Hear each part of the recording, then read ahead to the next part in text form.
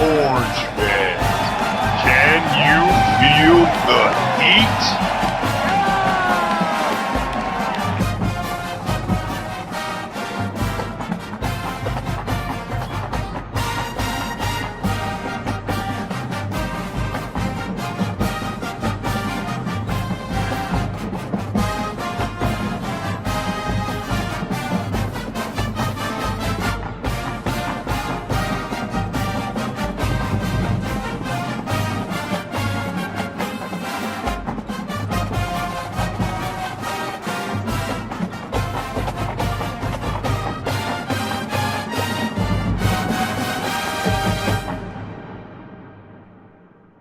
What's going on, Cuse Nation? Welcome to yet another edition of Orange Heat.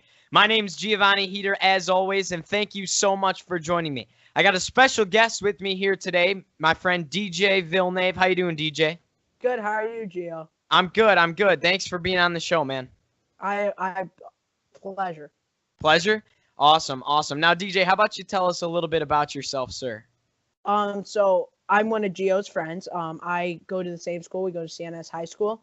I'm involved in golf, but I also have season tickets to the basketball games. That's why I'm such a big SU fan. Always have been. Perfect. And I just feel connected to the SU team, and I love SU. Me too, man.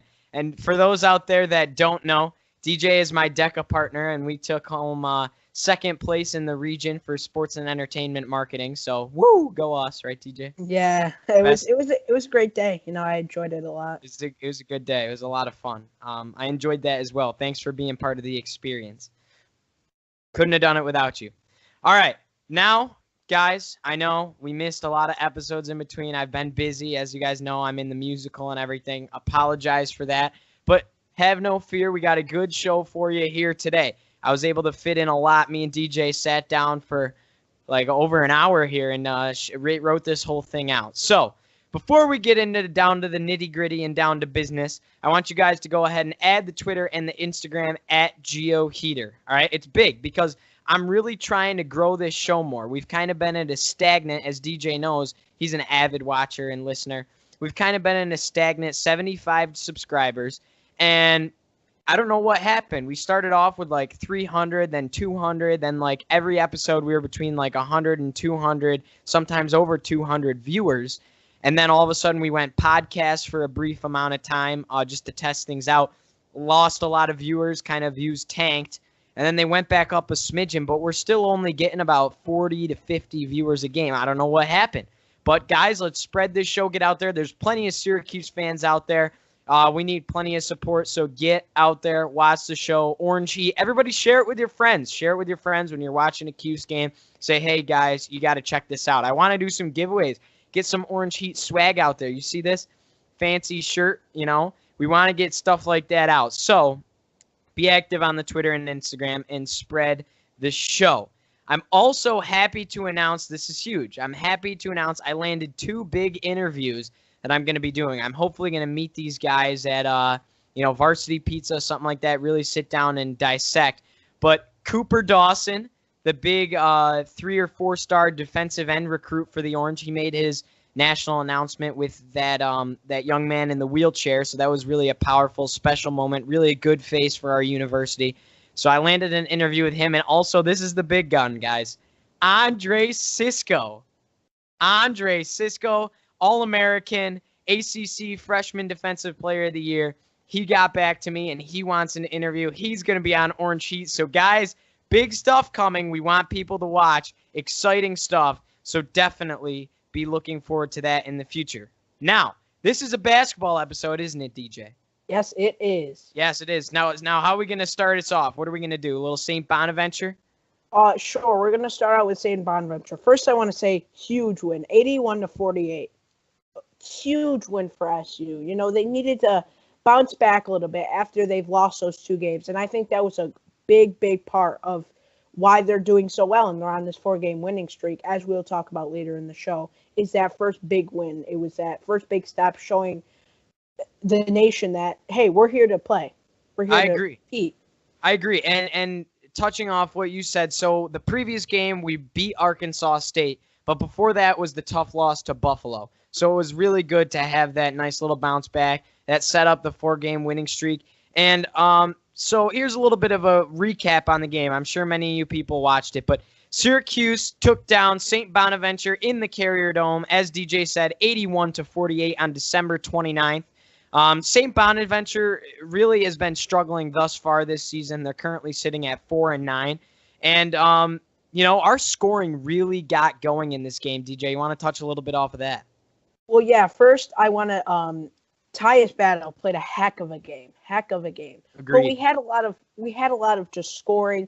Our percentages for free throws, just percentage-wise, it was just a great all-around game. And also, another reason that we had such big scoring was we forced 25 turnovers for the Bonnies. That was huge. 25 turnovers is quite a bit, especially when you take into effect that you get many points off those turnovers. That's absolutely huge, and that's a great little stat there. That's 25 turnovers is insane to even process in your mind, really, when you're thinking about it. That's really, really good defense. And talking defense, we held them to 35% from the field and just 15.3% from the three-point arc. So really good defensive showing out of the Syracuse team.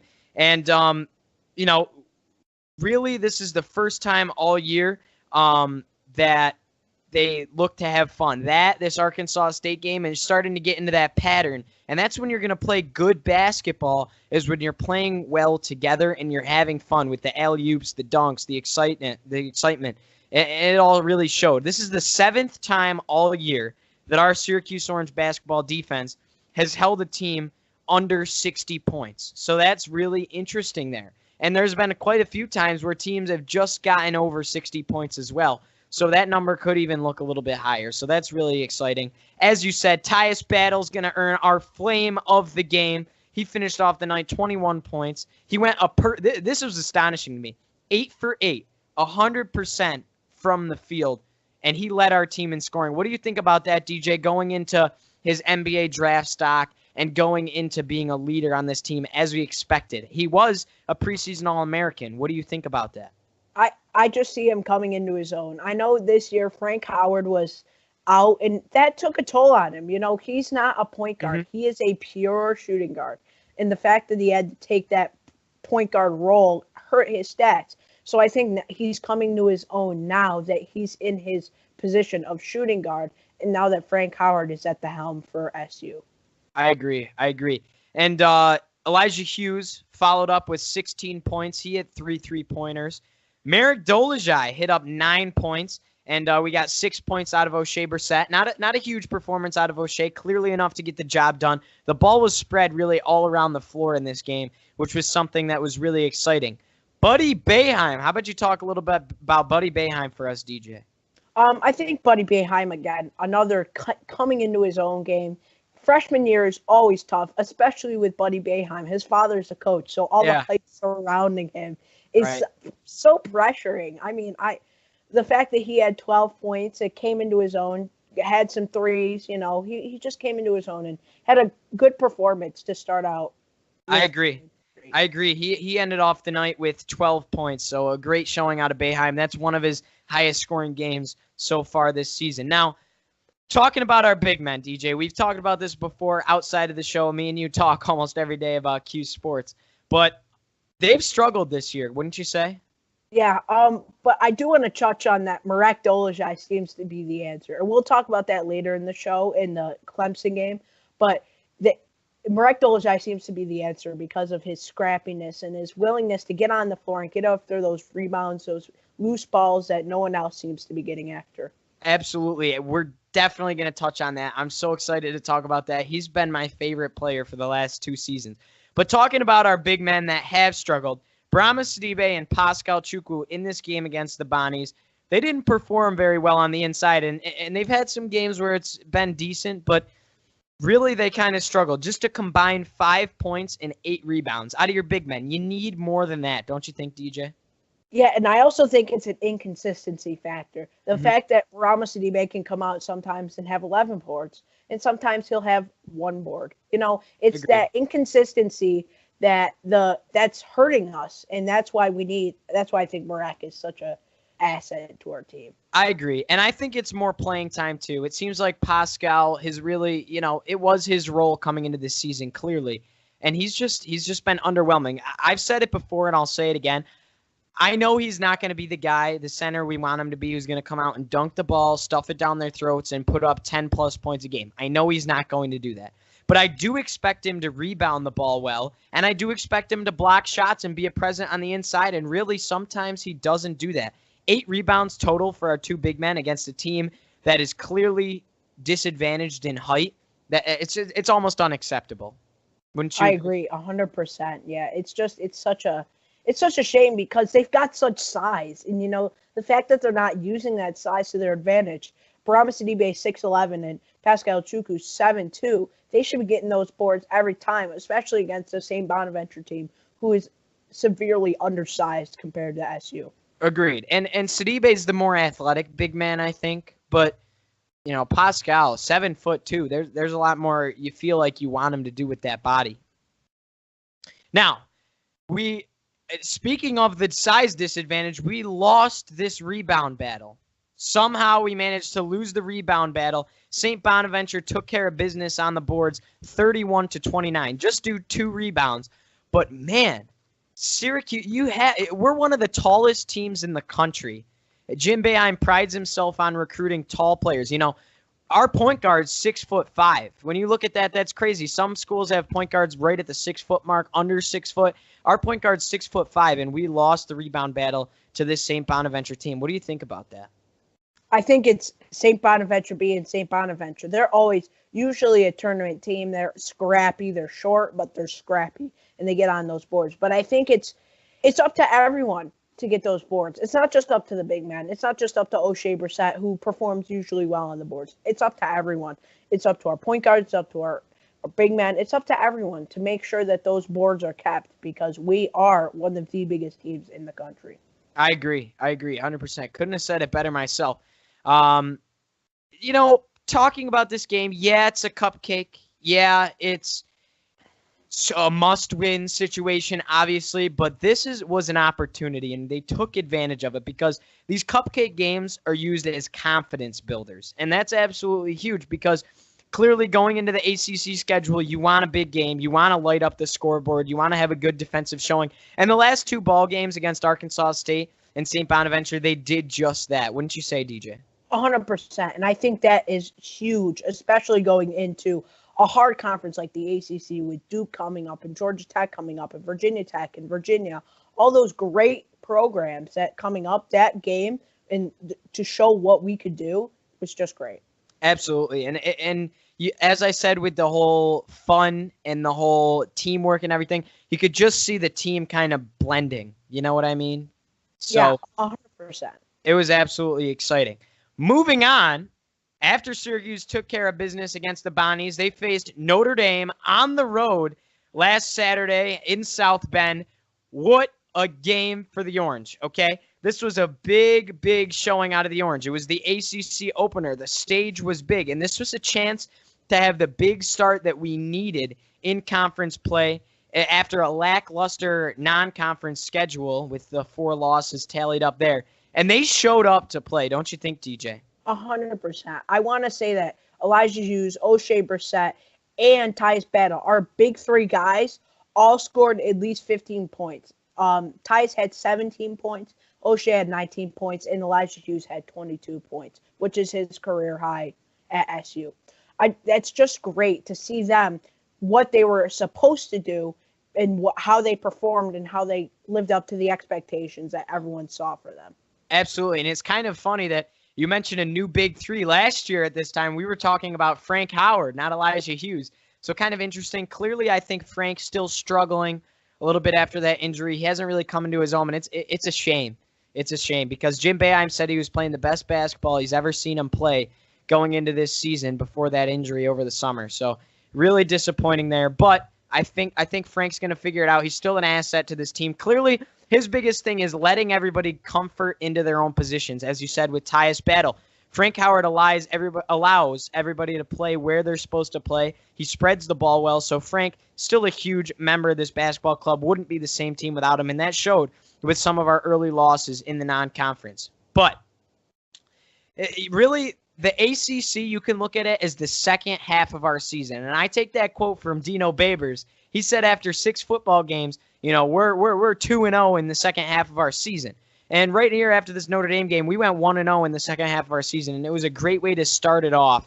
And really, I think it was huge. Those cupcake games against Arkansas State and the Bonnies really carried over for us into that big start. So we dominated this second half against Notre Dame. The final of the game was 72-62 in favor of the Orange, clearly. As you said, Elijah Cuse, 22 points, 6 3-pointers, his career high. He wins our flame of the game. We couldn't give it to anybody else, could we, DJ? Not at all. And I think it's so great to see him come into his own. He was a recruit that no one really highly touted, but he's coming into his own, and he's really performing for us. And I can't wait to see what he does against the big opponents like Duke and Virginia Tech. I can't wait either. I think that him and Battle and O'Shea are some of the players that can really step up to the plate in those ball games. And he, big pickup, sat out last year due to transfer rules. The year before he was at Eastern Carolina. So we're certainly happy to have Elijah Cuse. I think he's the most consistent basketball player on this squad. Seems like day in and day out he's putting up 15 points on average and sometimes eclipsing it, and really, but always right around that 15, 16, 17-point mark. And just very exciting to watch. He's got a beautiful stroke from the 3. He can get to the inside when he wants to. Not afraid to pull up in somebody's face. So he's been really consistent, which is the biggest thing. Now, O'Shea Brissett and Tyus Battle, as you said, followed up. Brissett, 19 points. Tyus was 17. And, again, not much out of our big men. And we absolutely we need them to play better. No questions asked whatsoever. And I think we need more rebounds and blocks out of them. Not many in this game on the boards. Not much action there. And the thing here was almost the turning point. Marek Dolezaj started at center. And this is kind of Jim Boeheim's way of showing Pascal Chukwu the whip. Kind of like Dino Babers with Eric Dungy, wouldn't you say, DJ? 100%. And I was very happy with how Dolezaj performed in that position. I think maybe it's even a permanent placement for Jim Boeheim as he see him progress through these games. Notre Dame was not the biggest team, but they were just as big as Dolezaj. So I think the way he performed in that game and the way he's scrappy and the way he just fights for those boards, I think he could potentially be a permanent placement at that position. And I agree with that, DJ. As you said, Dolezaj is standing at about 6'9", and Notre Dame's center stands at about 6'11", so they're pretty evenly matched right there. 2-inch height difference. But certainly Marek Dolezaj, an athletic player, hustler, scrambler, always has been, always will be. And I think Marek seems to be very capable. ACC big men are tough. He's going to have to match up against the likes of Duke, against the likes of Luke May in North Carolina. But I think he can step up to the plate. Certainly, I think it's an upgrade from what we've had. And I'm not saying you get rid of Pascal and Barama Sidibe completely, but I think you let Dolezaj get some more minutes because there's different situations out there. Dolezaj offers more offense than the other two do, which is really ironic because you expect a 7'2" man to slam it home. But Dolezaj, his jump shot, his stroke has certainly improved over the offseason. He can get to the inside, and he hustles better than anybody else on that court. I think he's capable, and I'd love to see him more there because he's not going to get those minutes at the forward position. He's just not. With Cuse and Brissett there's too much talent, and he's not going to get the minutes there. His minutes are going to come on the inside. We shot the ball really, really well as a team in this game. 41% from both the field goal and from the three-point arc. So both numbers there, 41%. That's huge. 41% from field goal is pretty good, but 41 from three-point arc is really, really good. We won the rebound battle in this ball game by 10, and I understand that Notre Dame is not the same team as normal. Last year, the same thing really happened with Bonzie Colson. He went out early on in the season after Notre Dame started big. He came back in the ACC tournament, but it was really too little too late for the Fighting Irish. And Rex Pfluger has plagued this team once again. You want to talk a little bit about Rex Pfluger? Yeah, so Rex Pfluger went out with an injury early in the season, and he was their best player, so that really hit Notre Dame right in the heart. I mean, that was a dagger, and that's why they haven't been as successful. My opinion is that once Rex Pfluger comes back into the mix, they will come into their own. They'll be an ACC team that'll be competing with the likes of Duke and Virginia Tech and Virginia because Rex Pfluger is such a good player. I agree. And I think every team improves. And even saying if Pfluger doesn't come back, say it's his career, or excuse me, a season-ending injury, teams still start to fill the gaps and come into their own with practice and everything like that. So don't count out Notre Dame just yet. They're a team that's always deadly to make a run in the ACC tournament. So certainly, nonetheless, this is an ACC win on the road, and that is what matters. It doesn't matter how you look at it. You beat an ACC conference opponent on the road. Hugest thing right there. And those three words, on the road, are tremendous. What do you think about that, DJ? I think it was such an important game, especially being at the ACC opener. To start with that win is just nice, especially at being on the road, because South Bend is a hard place to play. Every place in the ACC is hard to play. You've got Cameron, you've got, the likes of all these places that are the so Dean good. Smith Center, North Correct. Carolina. All yes, these Virginia. Yeah. All these the Oakland Zoo at Pitt, even though Pitt's been a little bit of a struggle. Everywhere's tough to play.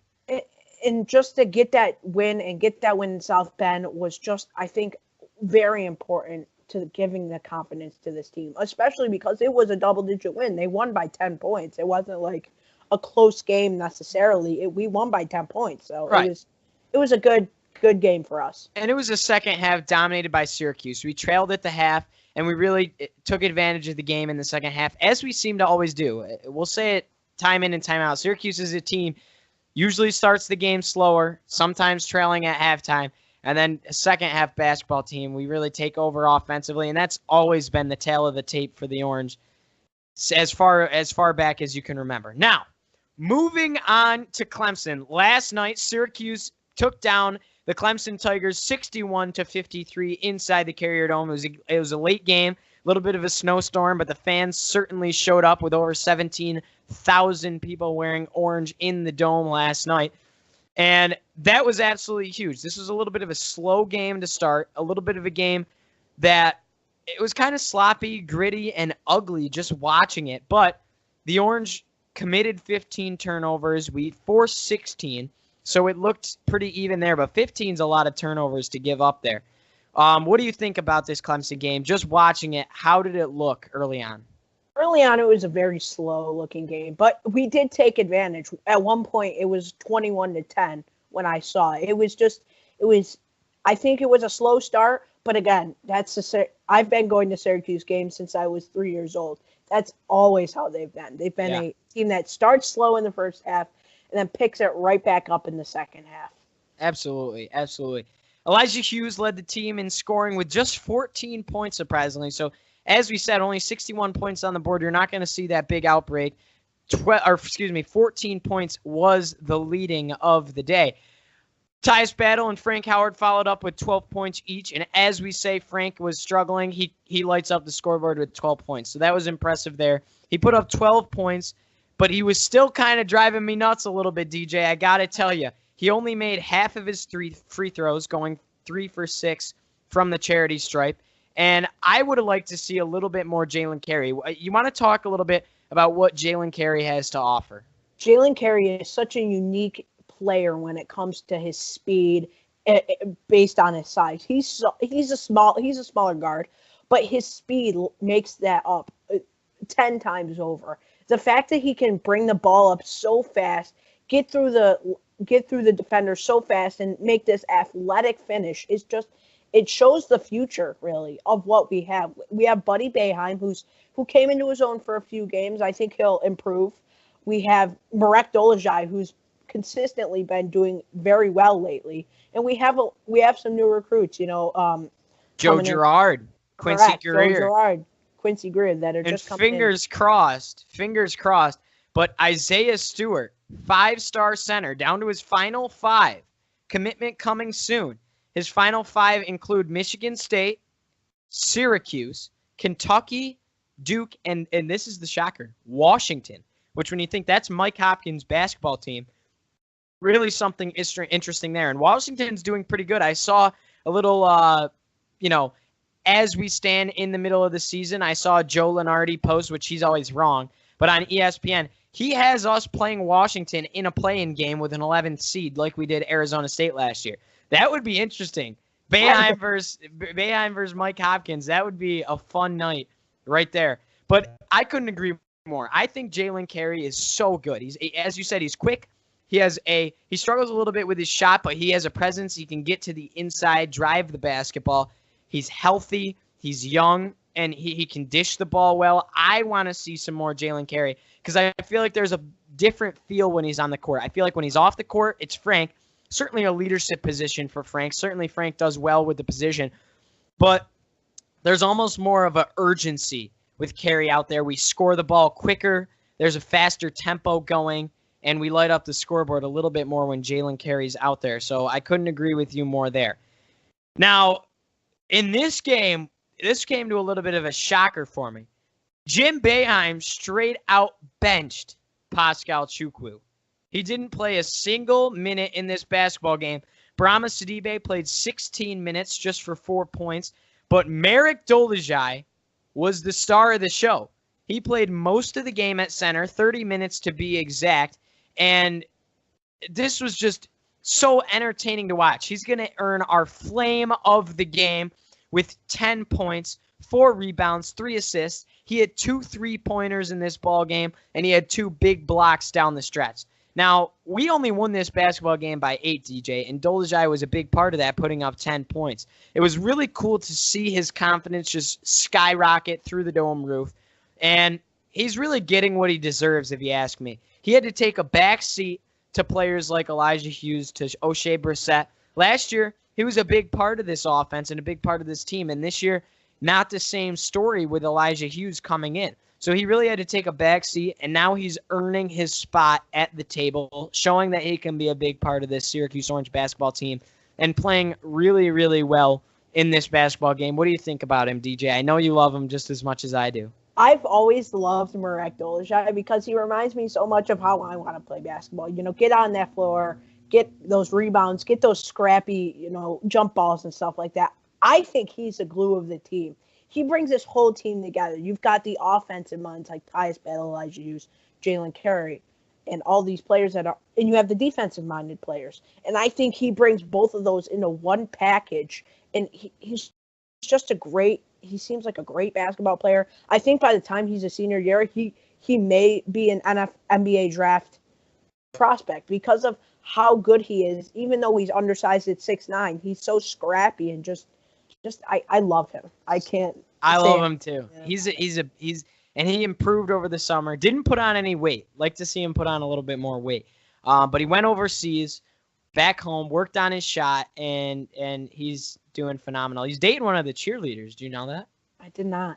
Oh, lucky man. Lucky man, huh? All right. We forced 17 turnovers, and we only committed 5 turnovers, so that's certainly huge. And this game really looks a lot better on the paper than it does when you're actually watching the game. Because when you watch the game, as we said, it was a little bit slow to start out. And the ball was on the floor a lot, a little bit sloppy. Clearly 17 turnovers by Clemson. That doesn't look great watching the game. It looks good for us. But really it looks good on paper because our shooting field goal percentage was 42%, and that's really good. That's really where it's consistently sat. Now, our three-point percentage, only 23%. What do you think about that? Home floor, only 23%.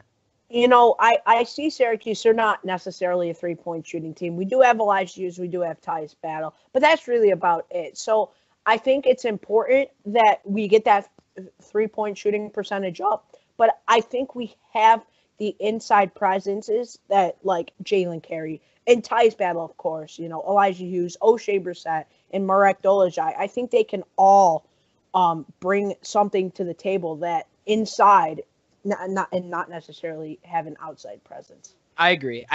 And O'Shea's been known to shoot the three a little bit here and there. He's been consistent to some extent. It almost seemed like his shot was better last year, but I couldn't agree more. But we did see the 3-point percentage in the previous games go near like the 40% mark, and then it kind of plummeted. Do you think this is something to be nervous about, or cautious about, weary about, or do you think this is going to improve itself? It was one game and they'll be just fine. I think it was just one game.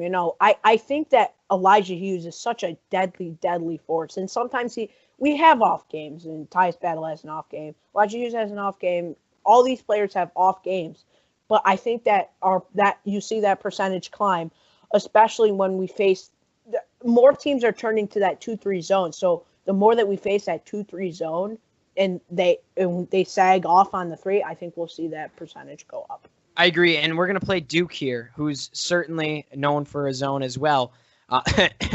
Team USA, Mike Krzyzewski and Jim Boeheim teaming up. Nothing has to do with that, though, right, DJ? But I think I agree as well. We're going to see it come back up, and they're going to be just fine. One game.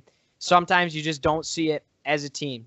Sometimes the hoop looks a little bit smaller, and they won the game, and that's what matters. They did go 65% from the free throw line. Now, there's some teams in this country, Duke, I saw Kansas, Kentucky. These teams are putting up from the free throw line somewhere near 95%. Do you think this is something that hurts us? I think it does. I think these are freebies. You need to make them. And I think free throws win and lose games. I 100% agree. Free throws are just like, to me in football, when I'm watching football, it's like an extra point. It's like a field goal that's close. Those are freebies. You should make those. If you're missing those, you're going to lose a football game. Right. Yeah, and if you're missing your free throws, you're going to lose a basketball game. It's the same sort of thing throughout all sports. There's that one little freebie that everyone has that you shouldn't be missing. Right. So I think that it is very important. It's essential that we improve our free throw percentage if we're going to have any success in the ACC and get to that NCAA tournament. That's the ultimate goal. I agree. And 65%, not atrocious, but it just could be better, and I'd certainly like to see it better. Nonetheless, this is a great win, and the Orange are going to go ahead and advance to 11-4 overall, 2-0 in the ACC. And now Clemson, talking about them, they're still a pretty good team. They're sitting at a nice 10-5, and following this game, we are 49th in the new net rankings, and I know we're 16th in defensive presence. I believe they call it, their exact term is adjusted defense. We're 16th there, 49th overall. Now, DJ, I know you know a lot about that. I've done my research as well, but I want you to talk a little bit about that. So basically, first I want to talk about the net. This is perfectly new this year. This is the NCAA efficiency rankings. This is the efficiency term is what they call it. Basically what it takes into account everything from game location all the way to offensive efficiency, defensive efficiency, scoring margin, record, the attendance. It takes into account everything that could be a factor in winning or losing a basketball game, puts it in a calculation and comes up with the rankings based on that. Okay. Now, that adjusted defense, I know there's some teams sitting higher than us, like a Duke sitting at, number 3? Yes. And, those type of teams. But actually, their defensive efficiency is lower than us. Okay. But because of the different opponents that they face, the higher opponents that they place, like Kentucky, Kansas, all those big teams, they face some harder competition. So their adjusted defense is higher than ours because our biggest opponent was either Buffalo or Ohio State. So we haven't faced anyone really yet that has been of huge ranking. Absolutely. Now, there are 6 ACC teams in the AP Top 25. You have Duke sitting at number 1. We're going to play them twice. Virginia sitting at number 4. Virginia Tech sitting at number 9. Florida State sitting at number 13. North Carolina at 15. NC State at 16. And then we played a Buffalo team, not in the ACC, but they're sitting at 20. DJ, this has got to be one of the hardest schedules in the country. And I think that SU is ready for that test. I believe in my heart of hearts that they are a better team than some of those teams. I think that they're better than North Carolina. I think they're better than Florida State because of their experience. That they have they have two seniors in Pascal Chukwu, who I know is not the best, but they also have Frank Howard, who is a senior. They have a junior in Tyus Paddle. They have a smattering of sophomores with O'Shea Brissett. They have Elijah Hughes as a junior as well but his transfer and stuff like that. Dolajai, sophomore. We have experience. But then you got the young gun talent as well. Correct. Boeheim's been known to still be able to shoot the ball. Carey, clearly a presence. And they're not going to play all 30, 40 minutes of a basketball game. But those 10, 15 minutes they come in certainly help and make a difference. And it allows our guys to get a rest. And I think the biggest thing is our depth. This is the first time in a long time Syracuse has had a deep bench.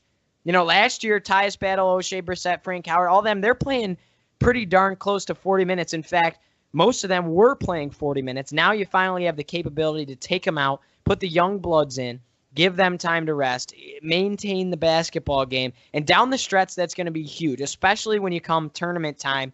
In the ACC tournament, when you're playing, depending on how deep you make it, you're playing every day.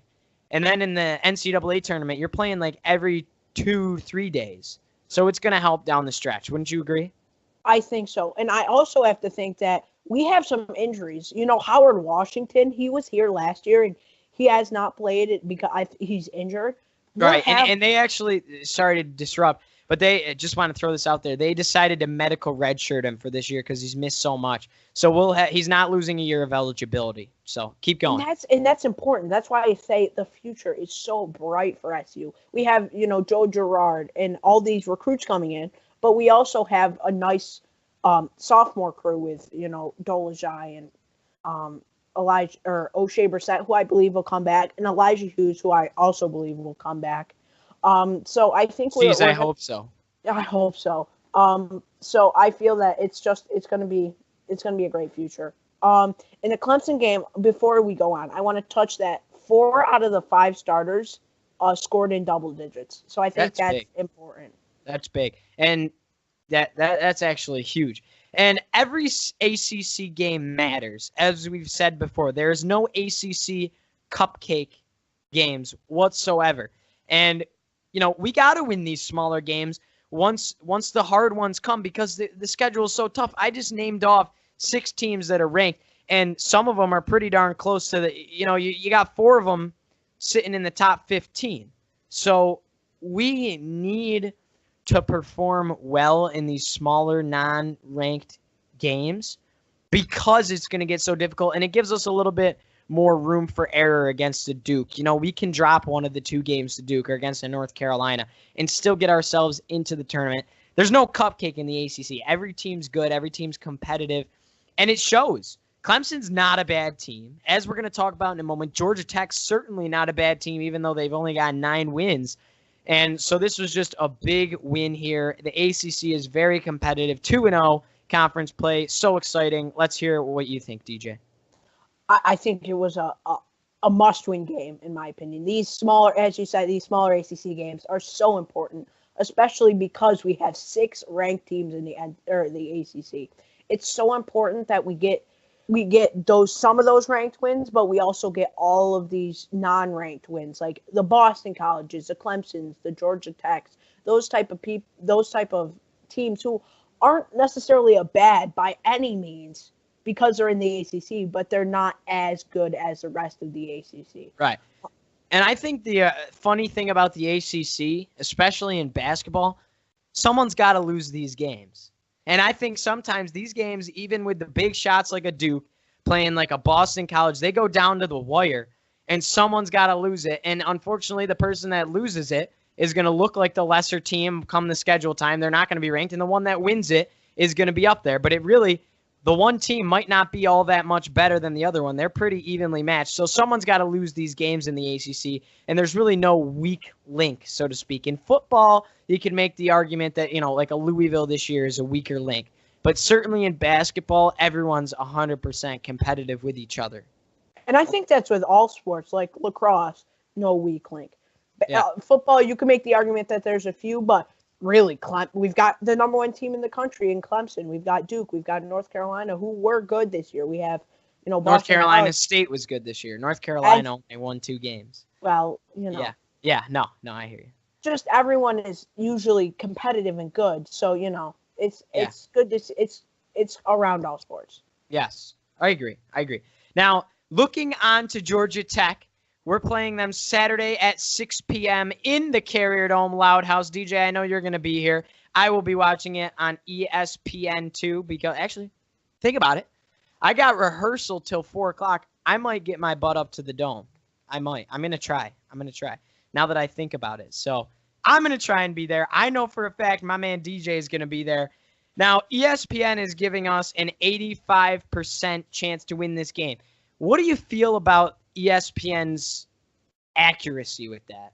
I've never really trusted ESPN. Like when Joe Lunardi comes out with his bracket, I never even look at it. I feel like a lot of these analysts, like Seth Greenberg, all these guys, they say they know what they're doing, but really it never comes down because it's basketball. Anything can happen on any given night. Yes. You can't. Go ahead. You can't really give someone an 85% chance to win when it's the ACC.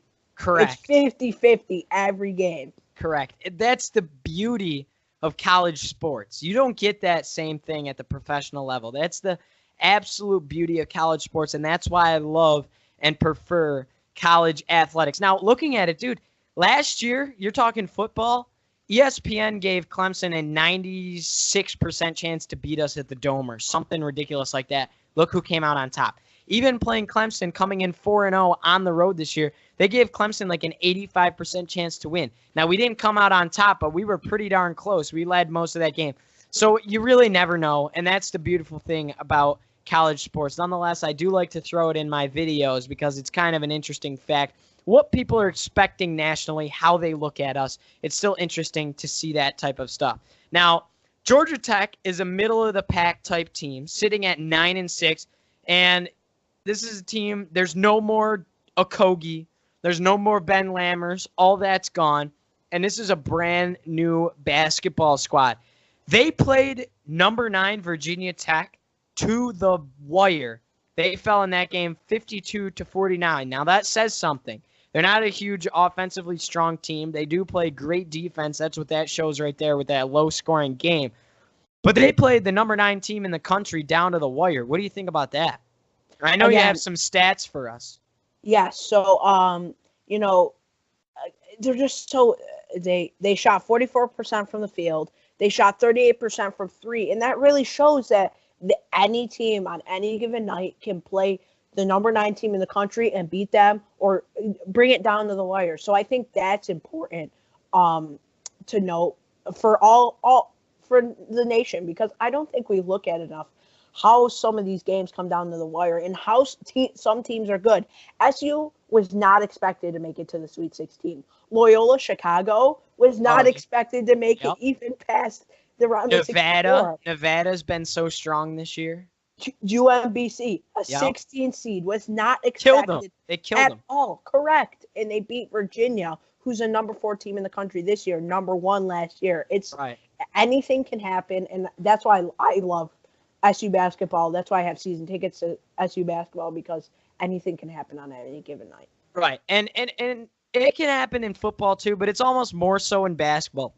Excuse me, because in football you got to look at the physical matchup. A man that's a defensive end that weighs, 350 pounds, absolute muscular monster, going against your 250-pound offensive lineman. Well, clearly who's going to win that battle? But in basketball, really anything can happen, and that's why it's so exciting. Football, too. Upsets happen, don't get me wrong. But there's more that has to go into that, I think. So just really exciting stuff, and you can't take anybody lightly. Is that what that shows, too, when Syracuse is dominant? We saw number 1 in the country, 25-0. Boston College came into the Dome and beat us a couple of years back. And I watched a couple. I remember in that season, we went down to the wire with a couple different teams, and we almost didn't go 25-0. So it just shows how competitive. Yes, Pittsburgh. Virginia Tech played us to the wire at the Dome. So exciting stuff. Shows that you just never know in college basketball. But this game for Georgia Tech against Virginia Tech really shows that they are clearly a good basketball team, and they are a threat in the ACC. Don't you think? Oh yeah, 100%. And I think Georgia Tech has always been that sort of team that lingers around, and no one really takes notice until they Something big happens. They beat a Virginia Tech, or they beat North Carolina, or they beat an NC State. They beat those ranked teams that no one expects them to beat. Yeah. And how about Virginia Tech? Just creds to them, how they've come into such a good team. They've been so close the last few years, and they've really been dominant in their non-conference schedule. They're looking really, really good, and we're looking to have a good game on the road against them soon. Yeah, I just think that anything can happen any year. It's not that, like in football, it's the same teams. It's Alabama, it's the Clemsons, it's the Oklahomas, it's all those people. But this year, it's Syracuse now. Syracuse is going to be up there. Correct. It's the Buffaloes, all those the Virginia Techs, who are never ranked ever, and now they're coming into their own because look at Villanova winning the national championship this year. This year last year. This season they've been struggling so far. Yeah, and it's just like Buffalo. They are an old team. They have seniors. The seniors and the juniors, they have that experience. And I think that's one thing that Syracuse has that the Duke doesn't have. Duke has 4 freshmen starting. Mm-hmm. I agree. They don't have that experience playing basketball. They have experience playing high school basketball. They don't have experience playing the big. And what's going to happen to Duke once they all of a sudden trail at halftime or something like that? They're not going to fall over, but they haven't really experienced that much this year. Just in that one loss, who'd they fall to? Was it Gonzaga? Gonzaga, and that was a good game all the way. Right. And Gonzaga's, the number, they're ranked, I think 6th is the last time I saw. Something like that. Yeah. So I mean, they're a good team, but once they face like one of the teams that lurk around, like a Syracuse, like a Georgia Tech, like even a Virginia Tech, and they get beat, I think that it's just going to be like a shock to their system.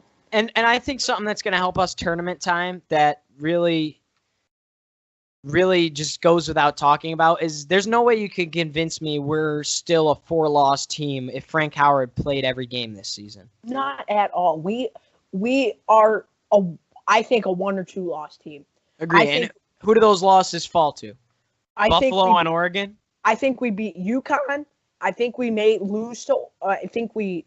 Actually, in fact, Frank played against Old Dominion, and he also played against Buffalo. So it would have to be, you say we win against Oregon and we win against UConn, right? Correct. And we win those 2 games. We're a 2-loss team. And the national is completely different because we beat Ohio State, who's ranked number 16. At that time, they were number 1 in the net rankings. Right. So it shows how weird these net rankings are. Now Syracuse sits at 49. Does that mean we're in the tournament? We're in the top 64. I don't really understand how it works, and there's a lot of people out there that don't. There's no article out there that I've read that clear cut and dry says this is how it is. And let me go on a little bit of a rant here, DJ. Because last season, with the whole quadrant system, it was clear cut and dry who's in and who's out. And from what I've been reading and what I've been studying, the committee for the NCAA tournament didn't like that. They didn't like that they barely got a say. They didn't like that it was so clear cut and dry who's in and who's out. And it's ridiculous because it shows how biased it can be and everything, with the fact that they changed it after 1 year of finally for the first time, a near perfect system. They changed it after just 1 year because they didn't like how clear cut and dry it is. And DJ, I'll tell you right now, if they didn't use the quadrant system last year, Syracuse would not have been in the NCAA tournament. And it's ridiculous to show because the prior year, I believe we had a better basketball team with John Gill and Andrew White. We won 3 games in the top 10 in the Carrier Dome in the ACC play, and we didn't get into the NCAA tournament. We had a better season that year than we did this past year, and somehow we don't get in. And then they change it again. They had a near perfect system, and they changed it again, and it's aggravating because it basically took their power away as a committee, and it was too clear cut and dry for them, and they didn't like how exact it was based on non-conference, based on wins and losses, based on home and away schedule, and it bugged me. It's still bugging me, and I guess we're just going to have to see what happens, and hopefully we can get this team to the point where we're not on the bubble and they don't get a say. They just put us in automatically. And I think these net rankings will 100% come into play. From what I'm looking at right now, we are in the tournament. If the tournament happened today, we would be in the tournament because we're 49th in the net system. So I don't know how they're going to work that. I agree with you. The quadrant system last year worked near perfection. The teams that deserved to got in. The teams that didn't deserve to get in didn't get in. And I think it was so clear cut and dry that, and I don't understand why the committee didn't like it, but it shows you the bias that they, and we never want to assume things, but do you assume that, are they getting bribed? Are they getting paid? That's like a whole nother, oh God, I sure hope not. But it's a possibility, and that's why I just, it's so sad to see the quadrant system go, because that really worked. It did work, and it just told you flat out who's in and who's out. Some people had a good hunch before the tournament came out just based on what things looked like. You never had that before. And I get a Notre Dame's upset. I get a Louisville last year's upset that they didn't get in, but I don't like it. And I hate, too, how it matters what games you win down the stretch. A win against number 1 Duke looks a lot better the last month of the season than it does in November. I get it, but I think any game anywhere should matter. So it bugged me a little bit. Now, going back to Virginia Tech, right now on paper, we're sitting pretty even with them. They're averaging 71.2 points a game, and they're allowing 62 points against themselves. So, their shooting percentage is 46% from the field.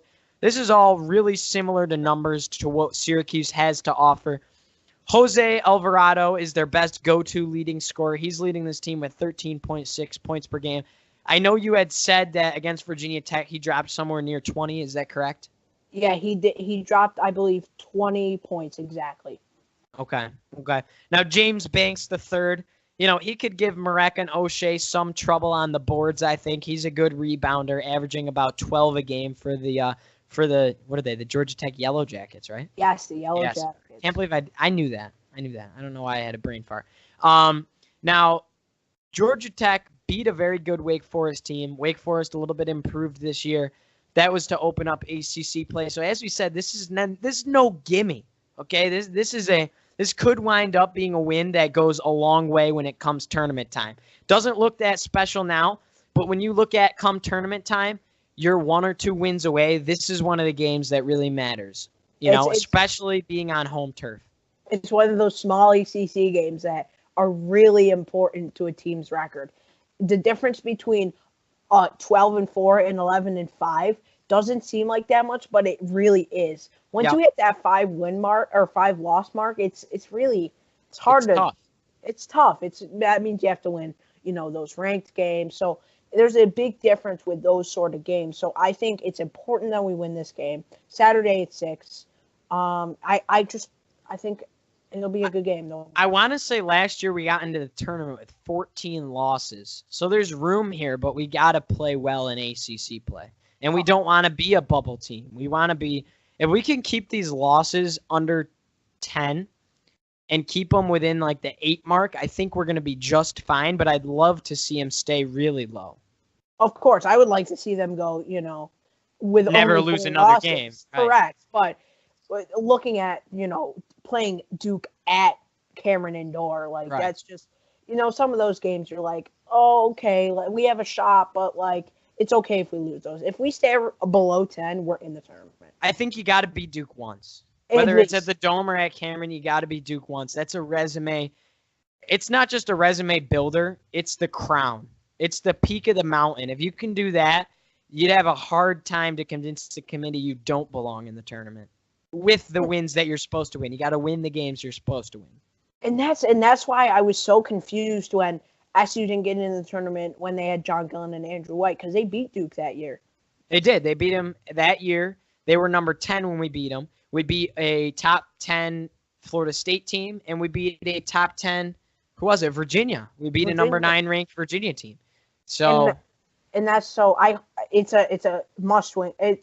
Georgia Tech's a must win game because it's a smaller ACC game, and we need to get those wins to build our resume.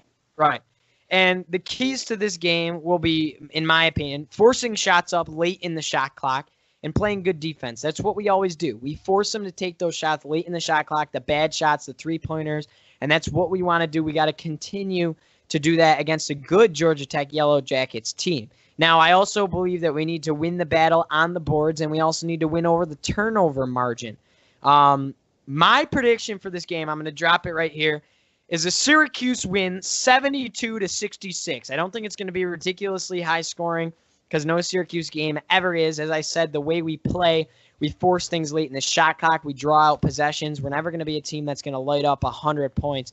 Once you hit 80, that's a really good offensive showing for the Orange. My prediction, 72-66 in favor of the Orange. Another big win, 3-0 in the ACC. DJ, what do you think? I have to disagree with you there. I think it's going to be a huge win, 74-55. Okay, you had me worried there. You had me worried. So what's your final again? 74-55 Syracuse. I think we're going to see a big performance from Tyus Battle. I feel like he's got that killer instinct in him. I think we're going to see a big performance from him. I think Marek Dolezaj is going to have a double-double. And I think that Elijah Hughes is going to shoot lights out from 3. Can't argue with that, man.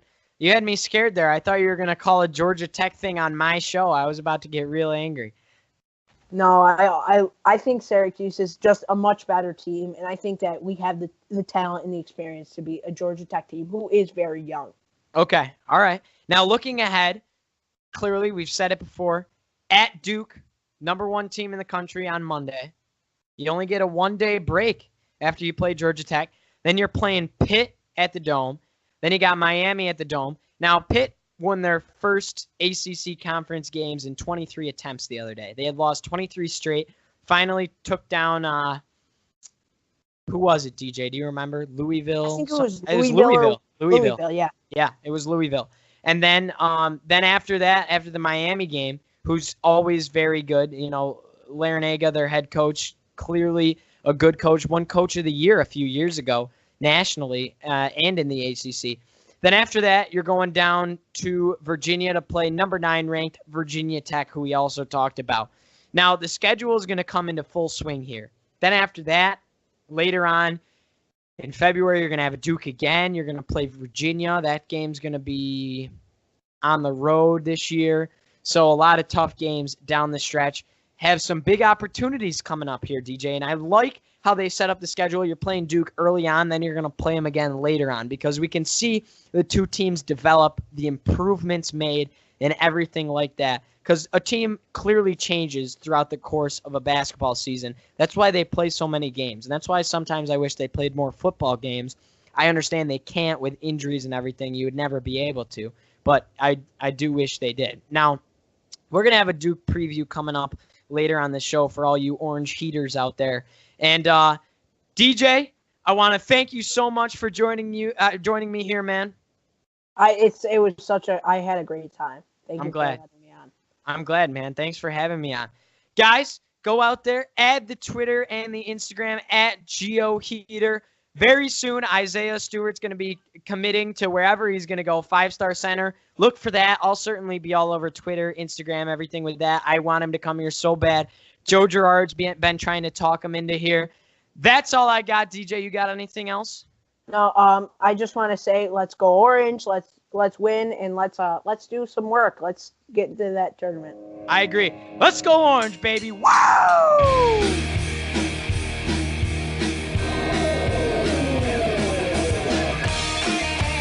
Thank you for listening to Orange Heat, done by pursuing sports broadcaster and high school student Giovanni Heater. You can find him on Twitter and Instagram at GeoHeater. Please like, comment, and subscribe for more Syracuse athletics and Orange Heat action. Let's go Orange!